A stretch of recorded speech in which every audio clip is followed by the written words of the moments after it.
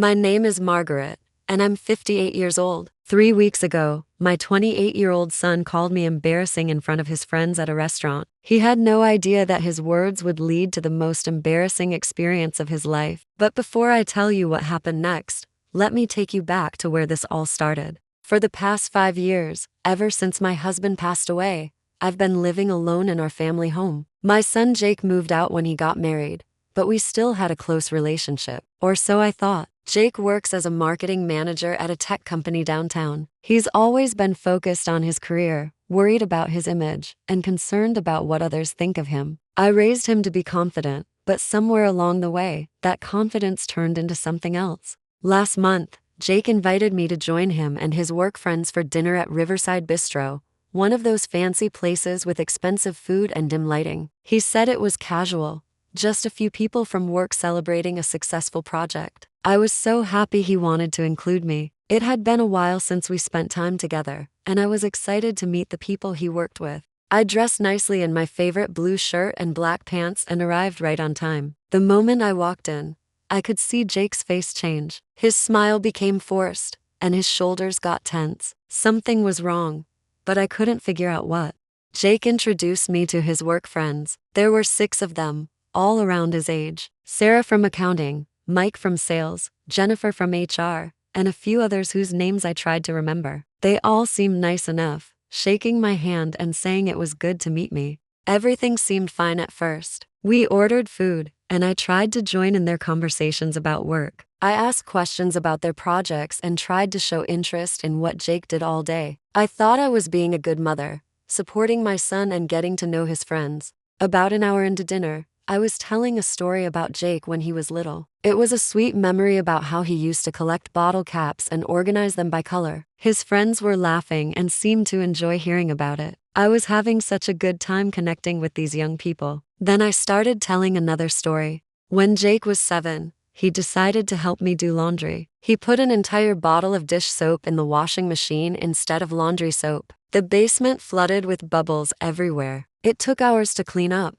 but Jake was so proud of himself for helping Mommy. Everyone was laughing, and I thought Jake would love remembering this sweet moment from his childhood. Instead, his face turned red. Jake said quietly, "Maybe we should talk about something else." But I didn't understand the warning in his voice. I was having such a good time, and everyone seemed to be enjoying my stories. "Oh, you should see his baby photos," I said, reaching for my phone. I have the cutest one where he's wearing my high heels and lipstick, pretending to be a grown-up lady. I was so excited to share these precious memories with his friends. That's when Jake exploded. "Mom, stop." His voice was so loud that the entire restaurant seemed to go quiet. People at other tables turned to look at us. Jake's face was completely red now, and he looked furious. "You're being embarrassing," he said in a harsh voice. "Can't you see that nobody wants to hear these stupid stories about when I was a kid? This is my workplace, not some family reunion. You're making me look like a joke in front of my work friends."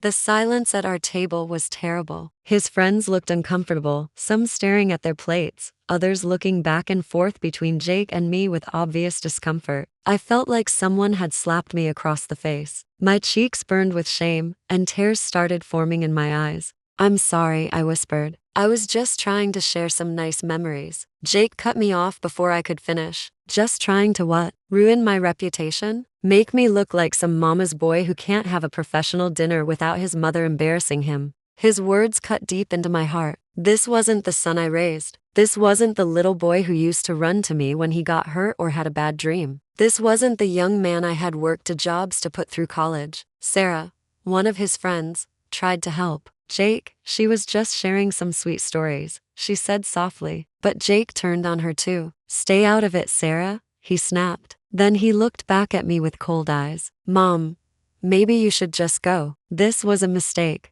I sat there for a moment, completely shocked. I couldn't believe my own son was treating me this way. Then I quietly stood up, picked up my purse, and left without saying another word. I could hear Jake making excuses to his friends as I walked away, probably trying to fix his image after what just happened. The drive home was a blur of tears and hurt feelings. I kept thinking about what had just happened. Had I really been that embarrassing? Was I so out of touch that I couldn't read the situation? But the more I thought about it, the angrier I became. I had raised Jake to be respectful, kind, and grateful. I had given up so much for him, working double shifts to pay for his college, supporting him through his difficult divorce, being there for him when his father died. I had always been his biggest supporter, his cheerleader, his safety net. And this was how he repaid me, by humiliating me in front of strangers just to protect his precious image. That night, I couldn't sleep. I kept thinking about what my late husband would say if he saw how our son had treated me. James would have been so disappointed.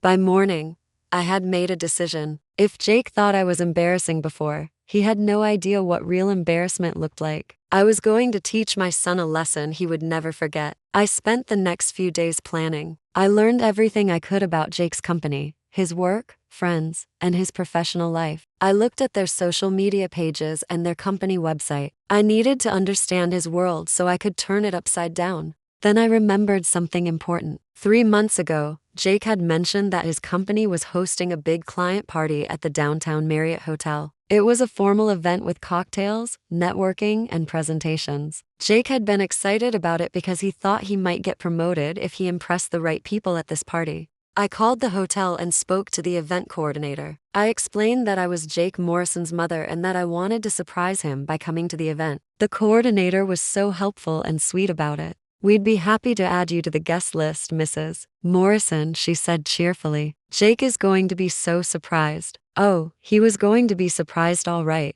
but not in the way she thought. I had 2 weeks to prepare for the event, and I was going to make the most of it. First, I went shopping and bought the most outrageous outfit I could find. A bright pink dress covered in sparkles that caught the light and sent glitter dancing everywhere, matching pink shoes, and a pink hat with feathers that was so tall I had to duck under doorways. But that wasn't enough. I needed props to make this really memorable. I went through all my old photo albums and found Jake's most embarrassing childhood pictures. The one where he's wearing my lipstick and high heels, trying to look like a grown-up. Another where he's crying because he got his head stuck between the stair railings. And my personal favorite, Jake at age 5, completely naked, running through the sprinklers in our backyard on a hot summer day. I had these photos enlarged and laminated so they would last through whatever I was planning to do with them. I also put together a slideshow on my tablet with even more embarrassing photos and stories about Jake's childhood mistakes and funny moments.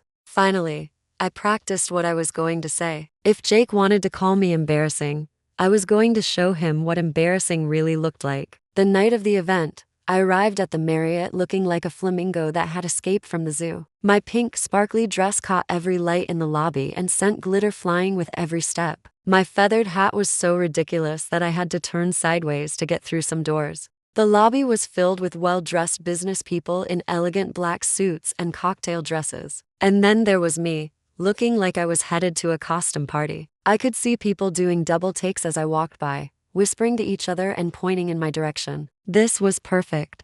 I made my way to the ballroom where the party was being held. A young woman at the check-in table looked confused when I walked up to her. "Good evening," I said in my brightest voice. "I'm Margaret Morrison, Jake Morrison's mother. I believe I'm on the guest list." She checked her computer and nodded, though she still looked puzzled by my outfit. "Yes, here you are. Enjoy the event, Mrs. Morrison." I thanked her and walked into the ballroom like I owned the place. The room was beautiful, with crystal lights hanging from the ceiling, white tablecloths, and a small stage at the front for speeches. About 200 people were standing around, holding wine glasses and making small talk. Everyone looked so professional and serious. It didn't take long for me to spot Jake. He was standing near the bar with a group of his work friends, including Sarah and Mike from that terrible dinner. He was wearing his best navy suit and looked every inch the successful young businessman he wanted to be. I took a deep breath and walked straight toward him, my sparkly dress catching every light in the room and my feathered hat bobbing with each step.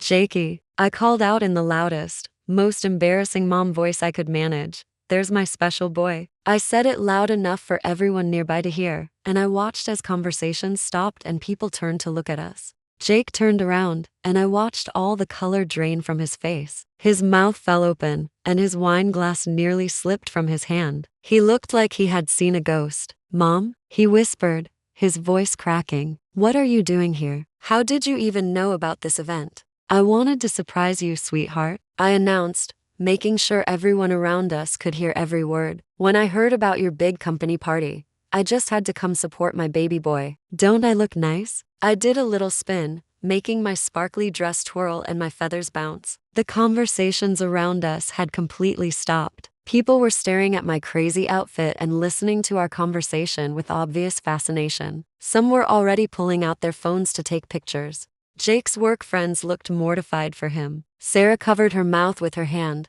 trying not to laugh out loud. Mike looked like he wanted to disappear into the floor. The other people from that dinner were all staring with wide eyes. "Mom, you can't be here," Jake said in a harsh whisper, trying to keep his voice low. "This is a professional event. You're. He couldn't even finish the sentence. Embarrassing? I finished for him, my voice sweet as honey. "Oh, honey, you haven't seen anything yet." I reached into my oversized pink purse and pulled out the laminated photos. Before he could stop me, I turned to his work friends with a big smile. "Did Jake ever tell you about the time he got his head stuck in the toilet seat when he was 4? I asked, like we were having a normal conversation. "He was crying so loud, the neighbors called to make sure everything was okay." "Mom, please," Jake begged, his face now completely red. But I was just getting started. This was payback time. I brought pictures. I announced to the growing crowd of people who had gathered around us to see what was happening. "Who wants to see baby Jake in all his glory?" I held up the photo of Jake in my high heels and lipstick. Several people nearby burst into laughter, and I could see more people taking pictures with their phones. "This is my favorite," I continued, showing the picture to anyone who would look. "He was going through a phase where he wanted to be just like mommy. Isn't he adorable? Look at that lipstick application. He was so careful with it." Jake lunged forward, trying to grab the photos from my hands, but I was ready for him. I quickly pulled them back and held them up higher. "And this one." I held up the picture of naked 5-year-old Jake running through the sprinklers. He refused to wear clothes all summer when he was little. The mailman got quite a shock one day when he came to deliver a package. The laughter was spreading through the crowd like wildfire. More and more people were gathering around us, and I knew Jake's humiliation was about to become legendary at his company. "Mom, stop this right now," Jake demanded, his voice shaking with anger and embarrassment. People were taking videos now, and I could see the panic in his eyes. "Stop. What, honey?" I asked sweetly. "I'm just sharing some fond memories with your work friends. Isn't this what family is for? To support each other and share the moments that made us who we are." Then I spotted the microphone on the stage at the front of the room. "Oh, look, they have a microphone," I exclaimed loudly. "I should give a little speech about my wonderful son. Everyone here should know what a special boy Jake has always been." Jake's eyes went wide with pure terror. "No, Mom, absolutely not," he said, reaching for my arm. But I was already walking toward the stage, my sparkly dress catching every light in the room, and my feathered hat swaying dramatically with each step. I climbed the stairs to the stage like I was accepting an award. The heels of my pink shoes clicked on the wooden steps, and my dress made a rustling sound with every movement. I tapped the microphone and the sound echoed through the ballroom. Conversations died down as everyone turned to look at me. "Good evening, everyone," I announced cheerfully into the microphone. My voice carried clearly through the silent ballroom. "I'm Margaret Morrison, and I'm Jake Morrison's very proud and apparently very embarrassing mother." A few people chuckled nervously. I could see Jake in the crowd, looking like he wanted to sink through the floor and disappear forever. His face was purple with rage and embarrassment. "Jake works so hard at this company," I continued, "and he's always been such a dedicated employee. But I thought you should know a little bit more about the real Jake Morrison, the Jake I raised from a tiny baby into the man you see before you today." I pulled out my tablet and somehow managed to connect it to the big presentation screen behind me. I had practiced this part at home, and I was proud that I got it to work on the first try. "Let's take a little trip down memory lane, shall we?" The first photo appeared on the huge screen behind me. It was Jake as a toddler, completely covered in chocolate cake from head to toe, grinning at the camera with chocolate all over his face and in his hair. "This was Jake's second birthday," I said into the microphone like I was giving a professional presentation. "He decided that cake was meant to be worn, not eaten." We found chocolate in his ears for days afterward. The crowd was laughing now, and I could see people taking photos of the screen with their phones. This was going even better than I had hoped. I clicked to the next photo. It was Jake crying in his kindergarten graduation cap, which was way too big for his little head and kept falling over his eyes. Jake was so nervous about graduating kindergarten that he cried through the entire ceremony, I explained to the fascinated audience. The teacher had to carry him off the stage because he refused to walk. He was convinced that graduating meant he would never see me again. I clicked to the next photo. Jake at age 8, missing his 2 front teeth, grinning at the camera with a huge, gap-toothed smile. This was right after Jake tried to jump off the garage roof with a bedsheet as a parachute, I continued. He was convinced he could fly like Superman. The missing teeth were the least of his injuries that day. He also scraped both knees and got a black eye. I could see Jake pushing through the crowd, trying to get to the stage. His face was purple with rage and humiliation, and he looked like he was ready to tackle me if necessary. And here's my personal favorite, I said, clicking to the final photo. It was Jake at age 12, stuck high up in a tree in our backyard, crying and calling for help while wearing a Superman costume that was clearly too small for him. Jake was convinced he could fly if he just believed hard enough, I explained to the laughing crowd. It took the fire department 3 hours to get him down from that tree. The Superman costume got completely torn, and Jake never tried to fly again after that. The laughter in the room was so loud, I could barely hear myself think. I could see people wiping tears from their eyes, and cameras were flashing constantly. This was definitely going to end up on social media. Jake finally reached the stage. He climbed the stairs 2 at a time and grabbed the microphone from my hands,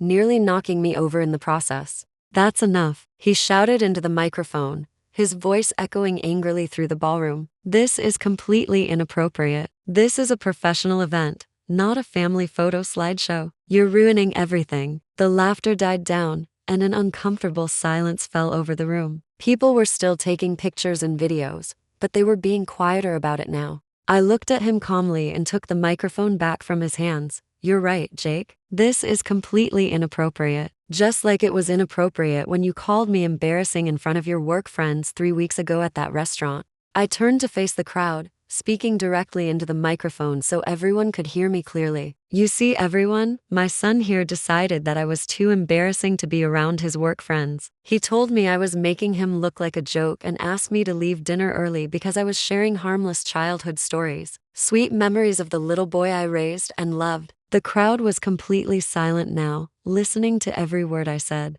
So I thought I'd show him what real embarrassment looks like. I turned back to face Jake directly, looking him straight in the eyes. "For 28 years, I have been your biggest supporter, your cheerleader, your safety net. I worked 2 jobs to put you through college when your father and I couldn't afford it any other way. I was there for you when your marriage fell apart and you needed somewhere to stay. I held your hand at your father's funeral when you were too devastated to stand on your own." My voice was strong and clear, carrying through the silent ballroom. Every person in that room was hanging on my every word. "And in return, you decided that I was an embarrassment to your precious professional image. You forgot that the woman you were ashamed of is the same woman who sacrificed everything to help you become the successful man you are today." Jake's anger was fading from his face, replaced by something else. Maybe shame, maybe recognition of what he had done. "So, yes, Jake, I am embarrassing. I'm embarrassingly proud of you. I'm embarrassingly supportive. I'm embarrassingly loving. And if that makes you uncomfortable in front of your work friends,